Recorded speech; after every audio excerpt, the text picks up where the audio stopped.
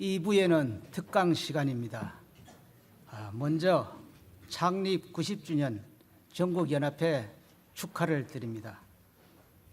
특강에 앞서서 윤동형 장로님 나오셔서 기도를 해드리겠습니다.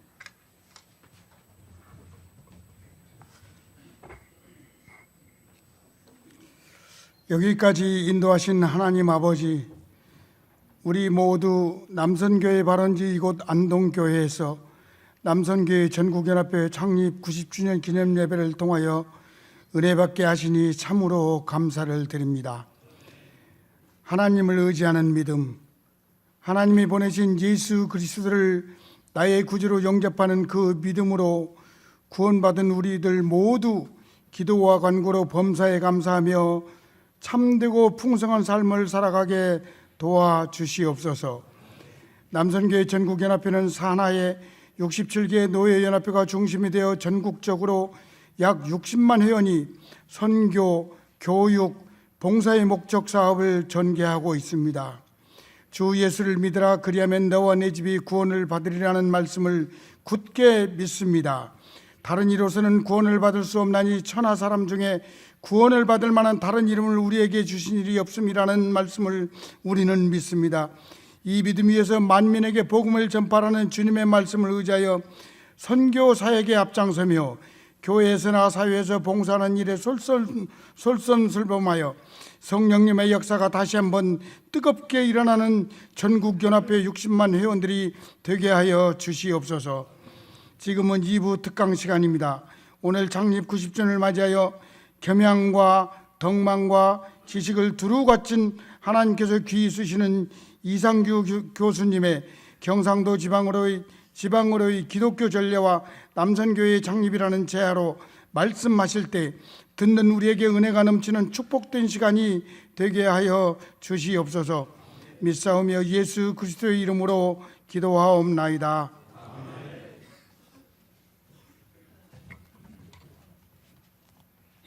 이제 특강하실 교수님을 모시겠습니다.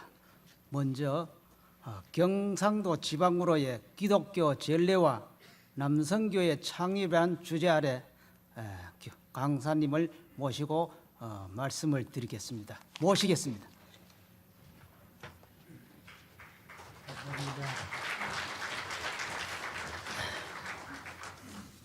감사합니다. 이렇게 부족한 저를 초청해 주셔서 감사합니다. 저는 경상북도 영주군 안정면 대룡산 교회 출신입니다. 제가 1962년도에 초등학교 5학년 때 우리 김광현 목사님의 부흥 집회에 참석해서 말씀을 들은 일이 있습니다. 제가 초등학교 졸업하고 대구로 가서 중고등학교 마치고 부산으로 내려가다 보니까 고신교단의 목사가 되었고 또 고신교단에서 일하게 되었습니다.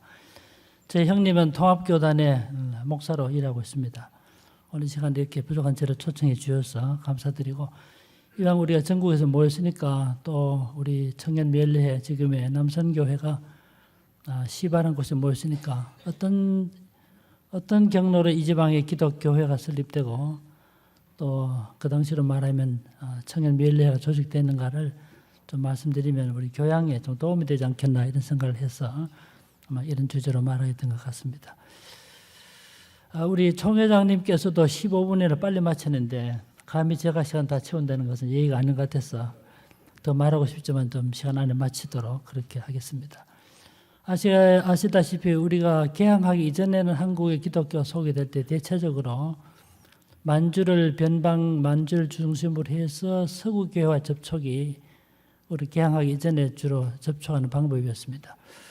짧은 시간 다 말씀 못 드립니다만은 사실은 1870년대에 만주에 와서 일하던 선교사들이 예컨대 로스라든가 맥킨타이어 같은 분들이 압록강까지 내려왔다. 이 강만 넘으면 조선인데 이 조선의 복음을 전할 수 없을까 하는 그런 복음에 대한 부담감 때문에 원래 이분들은 만주 선교사로 파송돼 왔지만 한국에 대해서도 관심을 갖게 되었고, 우리 의주에서 만주로 넘어가면 그 당시 고려문이라 불리는 일종의 책문이라 말하는 외교지, 교역지라는 뜻인데 만주 사람과 조선 사람이 만나서 물물 교환한 장소가 있었습니다. 이곳에 가면 조선 사람을 만날 수 있겠다는 기대를 가지고 만주 우장에 살고 있던 로서 맥킨타이가 이틀 길 걸어서 만주에서 나와서 의주 가까이 있는 고려문으로 내려갑니다. 그래서 조선 사람을 만나게 되는데 그때 제일 처음 만났던 사람이 이응찬이라는 청년인데 이응찬이라는 청년을 비롯해서 몇 사람이 한국인과 접촉하게 되고 이거를 시작으로 해서 조선말을 배우고 그 결과로 성경 번역을 시도합니다. 정식으로 우리나라가 개항하기 전에 선교사들이 우리나라 오기 전에 만주에서 성경 번역을 시작해서 아시다시피 1882년도에 우리나라 최초로 성경 일부인 누가복음과 요한복음이 번역됩니다. 이때 번역된 성경이 사실 지금 한두 권 남아 있습니다만 이때 번역된 성경을 가지고 제일 처음으로 국경을 넘어왔던 사람이 우리 잘 아는 지금 숭실대학교 기독교 박물관을 만들었던 김양선 목사의 외할아버지인 백홍준이라는 청년인데 이 성경을 가져와서 보급하다가 체포돼서 2년 동안 감옥에 같이 있다가 병사했습니다. 옥사했습니다. 그러고 나서 두 번째로 성경을 가지고 국경을 넘어왔던 사람이 서상륜이라는 청년인데 의주나 위험하다 그래서 자기 외척이 있는 황해도 장경군 대구면 송천리로 가서 성경을 보급했습니다. 송천이라는 말은 이런 그대로 소나무 송자 내천자니까 솔레라는 곳인데 바람의 변화 때문에 소래라고 부르게 됩니다만 이곳에서 최초의 교회가 설립됩니다. 그때가 1883년입니다. 우리나라 최초의 교회가 설립되는데 사실 흥미롭게도 이 우리나라 최초의 교회가 설립된 이곳 이름이 황해도 장경군 대구면 송천인데 대구면이 한문으로 큰 대자 구할 구자니까 풀어 쓰면 큰 구원이라는 뜻을 지니고 있습니다.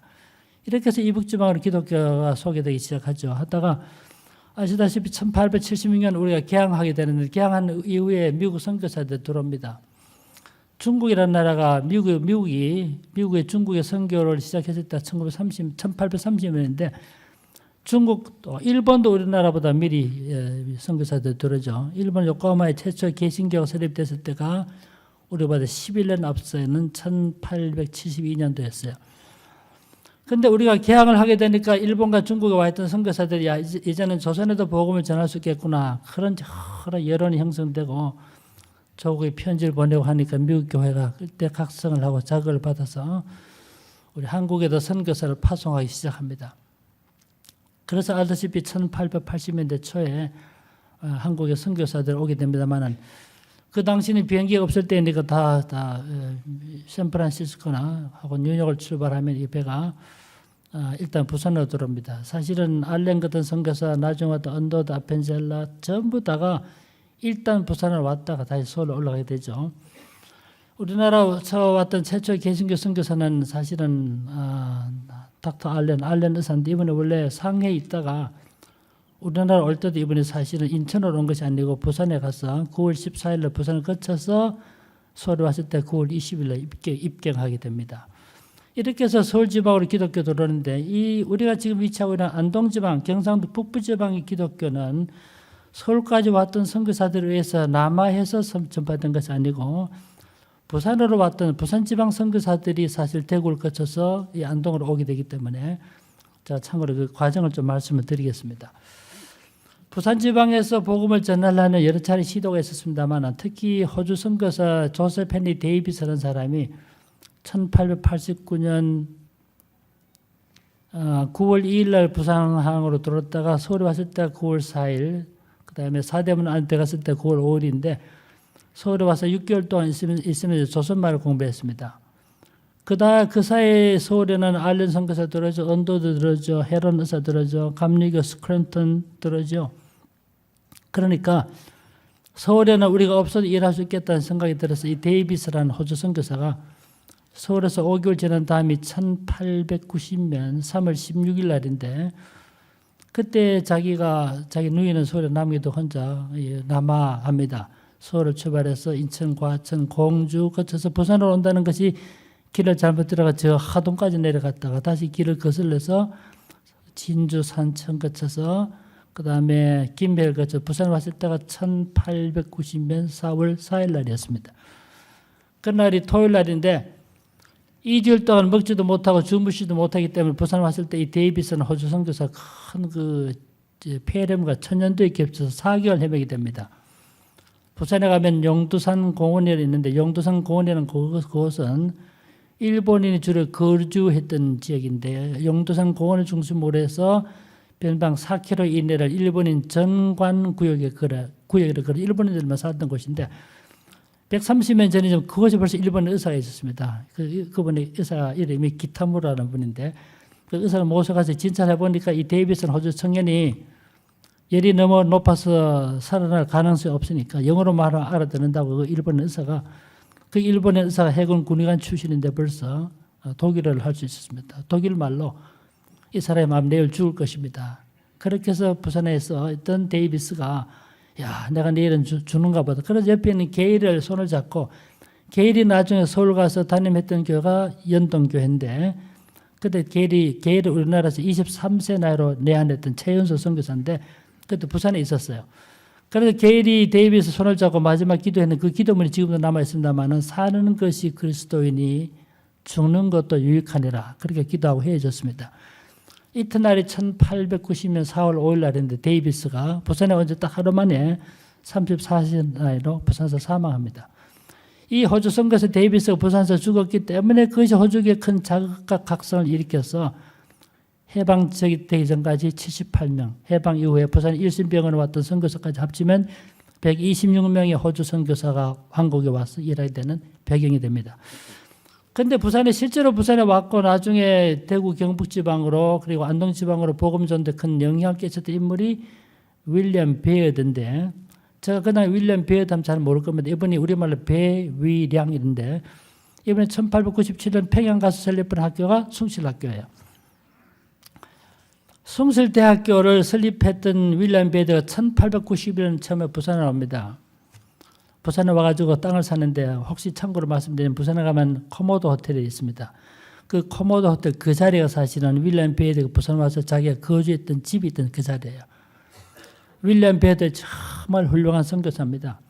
이분이 우리나라 와서 제일 처음에 그 당시 우리나라는 중고한 있지 않았어요. 첩도 주고 부인도 둘도 두고 셋도 주고 했을 때 중고한 사람이 교회 직분자 될 수 있을 것인가에 대해서 최초로 논문을 썼던 사람이 윌리엄 베어드입니다.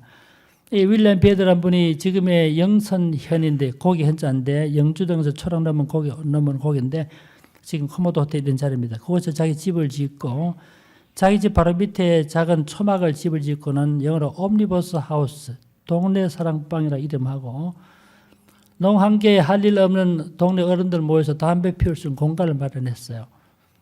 그렇게 해서 사람들이 모여서 담배 피우기 위해서 모였어요. 그때 서툰 한국말을 전도해서 그렇게 생겨난 교회가 부산지방 가장 오래된 교회 중 하나인 초랑교회가 설립되게 됩니다. 그런데 이 윌리엄 베어드가 이 부산에 정주하면서 4년 동안 있으면서 4차례에 걸쳐서 이 경상도 지방과 전라도 인접 지방까지 순례 전도 여행을 했습니다. 이분이 여행을 해서 부산을 출발해서 양산을 거쳐서 밀양 거쳐 이렇게 쭉 와서 이 예천 영군 거쳐 안동에 왔을 때가 1893년 5월 4일입니다. 현재 우리가 갖고 있는 기록을 가지고 말할 때 안동 지방에 최초로 서양 사람이 들어와서 서양 선교사 왔을 때가 1893년 5월 4일 날이었습니다.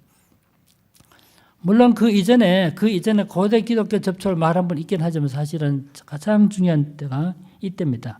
윌리엄 베어드가 이때 순회해서 나중에 영천을 거쳐 경주를 거쳐 부산 내려갑니다만은 어떠든 이 부산에 상주했던 윌리엄 베어드가 4차례 전도여행을 다녔을 때 자기 부인이 윌리엄 베어드도 훌륭하지만 자기 부인이 애니 베어드인데 우리말로 안애리라는 분이 정말 훌륭한 분이었어요. 윌리엄 베어드도 훌륭하지만 나중에 베어드가 평양 가서 숭실학교 만들었을 때 우리나라에서 제일 처음으로 텍스트북을 교과서를 만든 사람이 바로 윌리엄 베어드 부인이었던 아네리스예요. 그런데 이분이 부산에 있을 때 남편은 전도하러 다닌다면서 순회 전도행을 떠났는데 부인 아네리는 어떻게 하면 이 조선사람의 마음속에 주님 사랑을 일깨줄까 그래 고심하다가 그 당시에만 해도 우리나라에 찬송 부를 만한 노래가 별로 없었어요. 그렇게 이분이 고심하다가 그분이 찬송가 한 곡을 우리말로 번역했는데 그것이 우리나라에서 가장 많이 애송애창되던 예수 사랑하시면 거룩하신 말이었어요. 이 찬송을 우리말로 번역합니다. 참고로 말씀드리면 예수 사랑하시면 이 찬송 우리나라 말로 번역한 것이 2가지 경우인데요. 이북 지방에서 제일 처음으로 번역한 사람은 캐나다 출신 맥켄지라는 분이었고, 두 번째로 경남 지방에서 한강 이남에서 이 찬송을 제일 처음으로 번역한 사람이 윌리엄 베이드 부인의 애니 베이드입니다.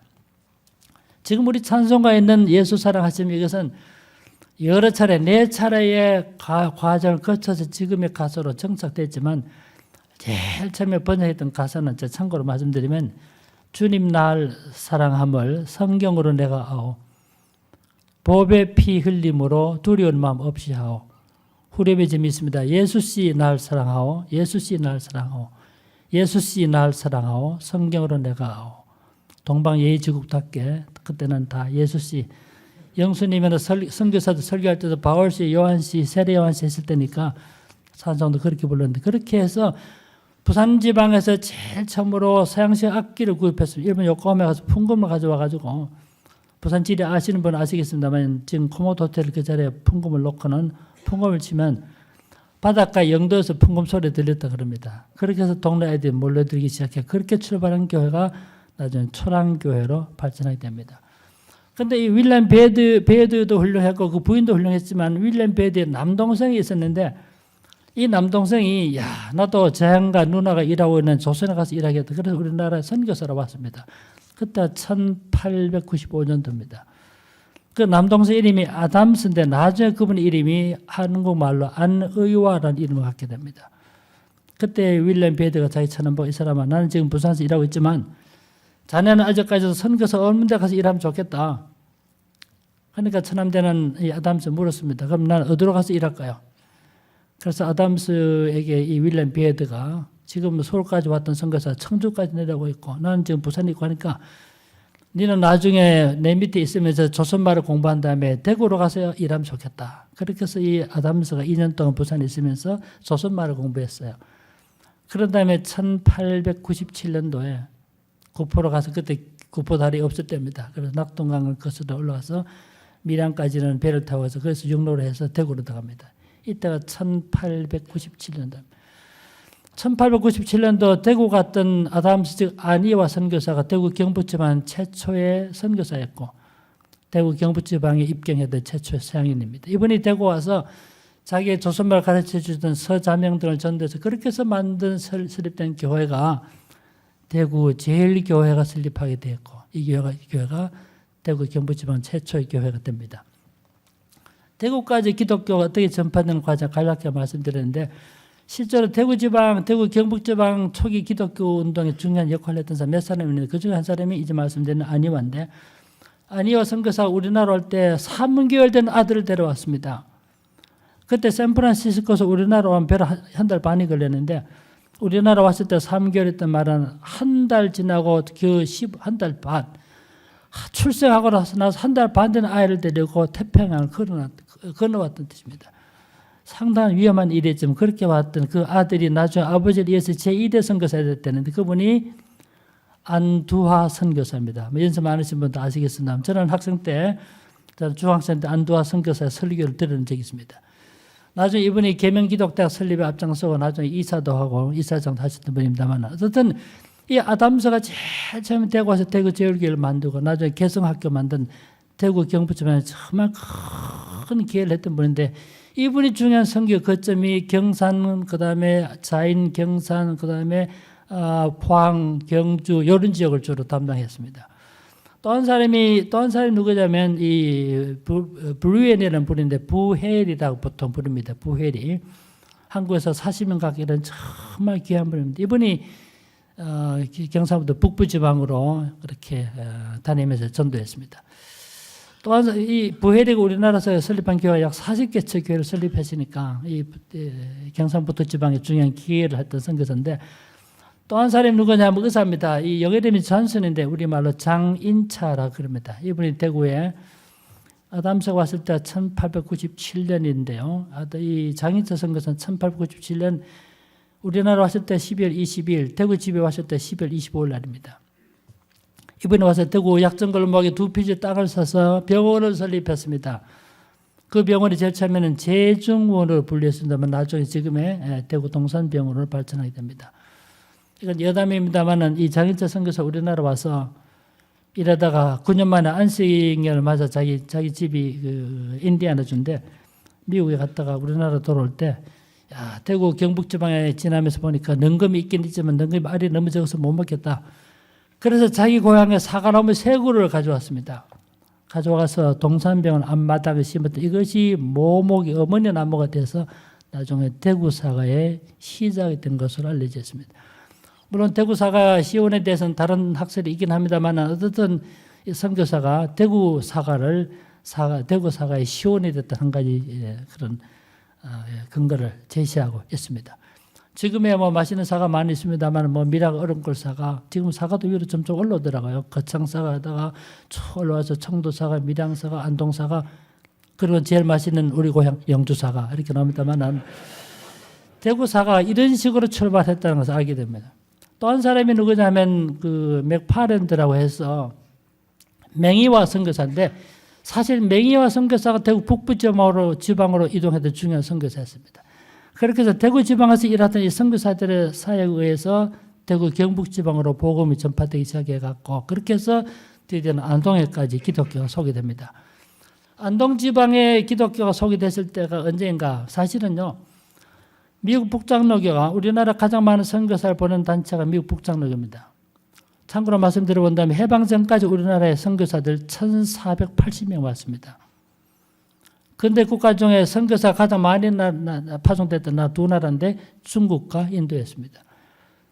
그런 나라는 나라도 크고 땅도 넓기 때문에 많은 선교사가 갔는데 한국은 사실 비교적 적은 나라였지만 해방 전까지 1480명 왔어요. 정말 많은 선교사 왔습니다.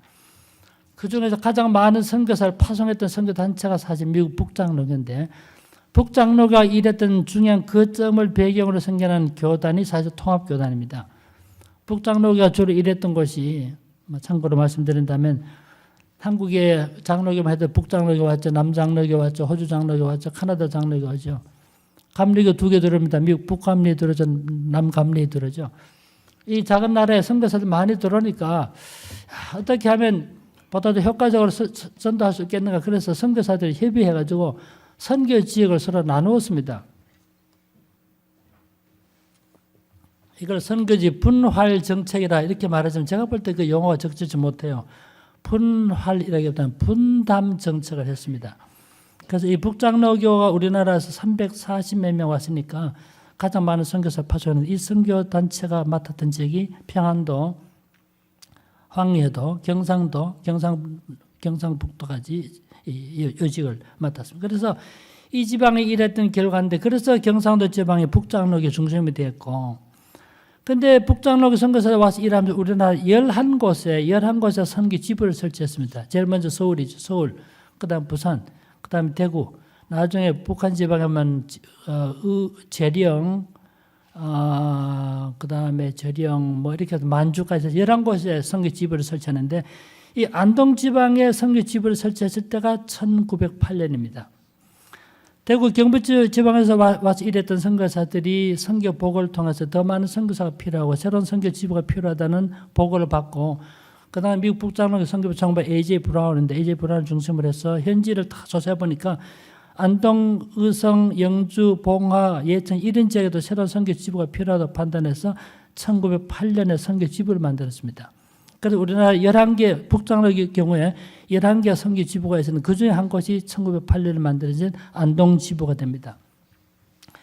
영주 안동 지방은 다 알다시피 참 이 양반 중심의 그런 도시였기 때문에 기독교 복음이 전하기 참 어려운 것인데도 불구하고 예상을 뒤엎고 기독교가 신속하게 전파되기 시작합니다. 그래서 1908년에 선교 지부가 만들어지고 그러고 나서 이 안동 지방 여러 사람 선교사 들어옵니다. 이분들이 사실 초기 안동을 중심으로 변방 이 이웃 지방에 복음을 전하는 중요한 인물인데 제일 중요한 인물 중 한 사람은 오월본이라는 선교사입니다. 웰본이라는 분, 오월본 선교사 원래 원주에서 일하는 분인데 감리교와 장로교 간의 선교 정책에 따라서 선교직을 분담하는 이 안에 따라서 북장로교가 원주에서 철수하게 되기 때문에 원주에 있던 오월본 선교사가 김영옥이라는 자기 조수와 함께 이 안동을 내려옵니다. 그렇게 해서 1909년 이듬해 안동교회가 설립되고 나서 또 이 지역을 중심으로 복음운동이 일어나게 됩니다. 그 외에도 벨리추라든가 플래처라 유명한 의사인데 베리츠 의사는 안동에서 일한 기간이 얼마 되지 않습니다. 나중에 대구로 가서 대구 동산병원에서 약 40년 가까이 원장을 일했던 분이 됩니다만 이런 분들. 이렇게 해서 안동지방의 선교사들이 들어오게 되고 안동지방을 중심으로 복음운동이 전개돼 갑니다. 그런 가운데 알다시피 1910년에는 이제 성수병원이 만들어지고 나중에 또 기독교 학교도 만들어진 저는 복음운동이 전개돼 갑니다만 이 안동지방에 왔던 이 사람 중에 우리 남성교 연합회 관련해서 중요한 한 분이 알렉산더라는 왈리스 알렉산더 안데선이라는 분인데 이 선교사입니다. 원래 안데선 선교사가 이 안동에 왔을 때가 1917년입니다. 1917년에 와서 이분이 안동에서 4년 동안 있었습니다. 1922년에 떠나게 됩니다만 안동지방에 체류했던 건 짧았지만 이분이 원래 한국에 나올 때부터 이분이 미국에서 일어난 멜리해 운동에 큰 영향을 받았고 멜리해 운동이 얼마나 의미 있는 것인가를 인지하고 왔기 때문에 안동에 1917년에 왔지만 1920년에 사실은 안동지방 자체적으로 청년운동이 일어납니다. 그 결과로 1921년 2월 5일 날 2월 첫 주일 날이었어요. 그날 안동지방에서 즉 한국에서 최초로 청년 멸리회가 조직됩니다. 1921년에 조직되는데 그해 6월 달 됐을 때는 회원이 600명으로 확산됩니다. 이 안대선 선교사가 청년운동에 대한 깊은 관심을 갖고 있었기 때문에 실제적으로 교회를 개척하고 순례한 전도형도 깊은 관심을 가졌지만 그보다 더 큰 것이 한국교회의 미래를 위해서 청년운동이 일어나야 된다는 확신을 가졌던 사람이에요. 이 운동이 발전돼 가서 1923년에는 전국 그 당시 전선 전국 조선의 말인데 전선 멸로운동 연합회를 만들기 위해서 1923년에 기성회를 만들고 우리가 잘 아는 바처럼 1924년에 12월 2일 날 그 당시 정동에 있던 피어슨 성경학교에서 청년 멸례 전국 대회를 갖게 된 겁니다. 이때 그 당시 회원이 얼마냐면 7,000명이었습니다. 이야 대단한 일이죠. 1924년 12월 당시 청년 멸례 회원이 7,000명인데 딱 10년이 지난 다음에 10년이 지난 1934년 청년운동으로 볼 때 1934년 35 그 전에 대절정기였습니다. 1924년에 이 전국 조직을 갖추게 되고 오늘 이때를 기념으로 해서 90주년이 됩니다만은 1925년, 26년, 27년 급속도로 발전을 합니다. 그래서 1934년에 평양 숭실대학 강당에서 그 당시 청년대회가 모였을 때 그때 참석했던 사람이 7,000명이었습니다. 그다음 전체 회원이 얼마쯤 되나 약 3만 1,000명 정도 됐습니다. 3만 1,000명 되는데 1934년 당시에 청년 회원이 7,000명이었으니까 그 당시로 대단한 것이었습니다. 그렇게 해서 35년도가 되면 그 당시 세계 청년미엘회의 회장했던 폴링 박사가 35년도에 우리나라를 방문했습니다. 이렇게 청년운동이 활발하게 퍼져나가니까 그 당시 1925년부터 어떤 자료는 25년부터 되어 있고 어떤 27년 되어 있습니다. 25년부터 이 청년미엘회가 잡지를 만들기 시작했어요. 그 잡지 이름이 진생이라는 잡지인데 지금 거의 사라지고 없는데 제가 두 부를 지금 가지고 있습니다. 이게 1929년도 나온 것인데 아마 못 보실 것 같아서 가져왔습니다. 이 진생, 참된 생활이라는 뜻이죠. 진생. 이게 이 당시 약 90쪽으로 월간으로 발간돼서 대단한 일이었죠. 지금이야 뭐 기독교 잡지 많이 있지만 이 당시 기독교 잡지가 별로 없을 텐데 이게 이 잡지가 발간됐기 때문에 근데 문화운동에 굉장한 영향을 끼쳐. 이 잡지 보면 그 당시 한국교회를 대표했던 그 지도자들 글들이 기록되어 있고 아주 청년의 소식들이 많이 나옵니다. 1929년부터는 매해 2월 첫 주일을 멸례주일로 지키도록 처원해서 그렇게 지키는 이거는 그런 일까지 있어서 알게 됩니다. 제가 두 권을 가지고 있는데 같은 해에 나온 잡지입니다만 진짜 이런 잡지가 있습니다. 어떤 이런 방식으로 이 청년운동이 발전을 거듭하게 됩니다. 1934년, 35년 당시에 절정에 달했다 볼 수 있는데 사실 알다시피 일제가 1910년부터 한국을 강점하기 시작하는데 그때 일본이 한국을 식민 지배하면서 어떻게 하면 식민 지배를 효과적으로 할 것인가 해서 여러 종교도 차츰차츰 점령하기 시작합니다. 불교는 살림 관할권을 줌으로써 불교를 순응하게 만들었죠. 유교는 사실은 전국적인 조직이 없으니까 사실 쉽게 정복할 수 있었고 나머지 큰 기독교인데 기독교도 교사 약같은 침례교나 성결교는 해산시키고 침례교는 탄압을 가고 감리교는 스스로 굴복하게 만들고 나머지가 장로교인데 장로교 세력을 어떻게 하면 힘을 약화시키든지 아니면 친일 세력으로 만들든지 일본의 정책은 두 가지죠. 하나는 한국 기독교를 친일 세력으로 만든 부일 세력으로 만들든지 아니면 한국 기독교 힘을 분열시켜 약화시켜 두 가지 정책을 썼는데 1934년에 평양 숭실학교 강당에서 7,000명이나 모이는 걸 보고 이 청년 멸례 조직이 심각한 위험 조직으로 봤기 때문에 이때부터 사실은 청년 멸례를 탄압하기 시작합니다. 그래 그 당시 대표적인 인물들을 투옥시키고 여러 가지 이유를 투옥시키고 그렇게 하다가 아시다시피 1938년도는 우리 한국 장로교 총회가 신사참배 문제 때문에 심각한 내용을 겪다가 1938년 9월 달에 장로교 제27차 총회에서 신사참배를 가결하는 결정을 하게 됩니다. 우리나라의 신사가 제일 처음에 만들어졌을 때는 사실은 상당히 오래됩니다. 1870년대 우리나라에서 제일 처음으로 일본의 종교인 신떡의식을 향하는 신사가 세워졌던 것이 부산 용두산 공원 자리입니다. 부산의 용두산 공원에 가면 그 부산 탑이 있는데 그 탑이 사실은 부산 신사가 있던 자리였습니다. 그러다 1925년에 남산에 조선신궁이 만들어집니다. 조선신궁이 만들어진 1920년 그때가 주기철 목사 평양신을 졸업받는 그때죠. 사실 주기철 목사라 본다면 자기 향후 싸우고 대결해야 될 투쟁의 대상이 자기 평양신학교를 졸업한 그 해에 세워지죠. 그리고 나서 딱 10년이 지난 1935년부터 사실 일제가 한국에 신사참배를 강요하기 시작합니다. 36년은 기독학교에, 37년은 교회 조직에. 그러다 38년도 왔을 때는 1938년 당시에 우리나라의 장로교 노회가 27개 노회가 만주 세계 노회 합쳐서 27개 노회가 있었는데 노회별로 다 탄압을 압력가해서 굴복시키고 그러다 1938년 9월 달 장로교에서 27차 총회에서 탄압을 가해서 한국 교회가 신사참배를 받아들이게 만들죠. 이때를 비롯해서 사실은 우리 청년연합,청년미엘회뿐만 아니고 다른 모든 그 국제적인 조직을 관계를 끊게 만듭니다. 아시겠습니다. 우리나라 YMCA가 만들어졌을 때가 1903년이었습니다.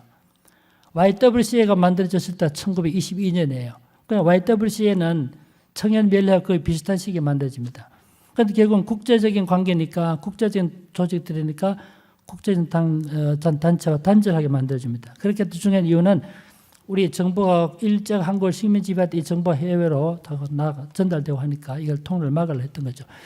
이런 가운데 청년미엘회도 굉장히 탄압을 받고 사실은 1938년 이후 거의 거의 와해됩니다. 그러다 약 15년 정도까지 침묵의 세월을 보내고 나서 해방되고 나서 1946년 7년 넘어가면서 저는 지역별로 이북은 이북대로 이남도 별도로 조직을 만들기 시작합니다.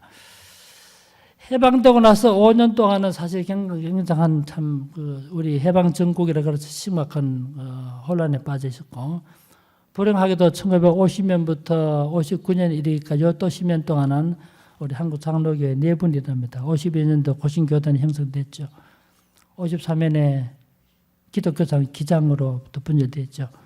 59년에 합동과 통합으로 분열됐죠. 이렇게 하다 보니까 사실 청년운동도 사실 조직은 있었지만 상당히 혼란을 겪게 되고 그러다 60년대 넘어오면서 이제 통합은 통합대로 합동은 합동대로 교회 조직에 따라서 새롭게 청년운동이 일어나고 지금의 남성교회 전국연합회로 발전해 온 줄로 믿습니다.